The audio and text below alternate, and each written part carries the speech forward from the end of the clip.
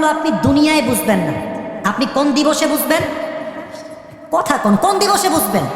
যেই দিন মানুষের তৃষ্ণায় জিহ্বাগুলো ঝুলে ঝুলে পড়বে, সেই দিন এক ঢোক পানি যে হাউজে কাউসার থেকে পান করবে জান্নাতে যাওয়া পর্যন্ত সে আর পিপাসিত হবে না। সুবহানাল্লাহ।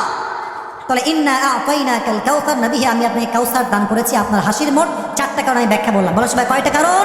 4টা। আচ্ছা, যখন নিয়ামত দিয়েছেন নবীর খুশি দেখে আল্লাহর সঙ্গে 2টা কাজ দিয়েছেন। বলো সবাই কয়টা?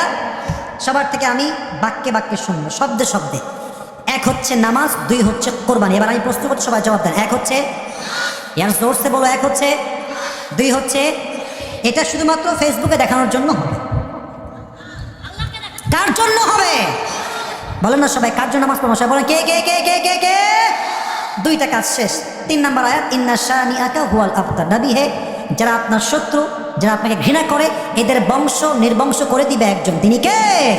আমি সবাইকে সুযোগ দিচ্ছি, 1 মিনিট থামেন ভাই। ওই যে আমাকে একটা স্লিপ দেওয়া হয়েছে, ছোট্ট একটা কথা, ঠিক আছে আমি বুঝে গেছি কি কথা বলা হয়েছে। আমাকে কমিটির ভাইরা বলেছেন, দেখেন যুবক ভাইরা, আমি আসিফ, আমাকে অনেকে হেট করেন, অনেকে ভালোবাসে। একজন মানুষ আসলে সবার কাছে প্রিয় হইতে পারে না, এটা সম্ভব না। তবে একটা কথা মাথা রাখবেন, কুড়িগ্রামের ভাইরা, শেষের দিকে চলে আসছি, এটা কথা বলে ফেলি। দেখেন, এই দিন না, আগামী তো আরও দিন আছে। আমি আসিফ বড় হচ্ছি, ট্রাই করছি, মাঠ বুঝতেছি, ফিল্ড বুঝতেছি।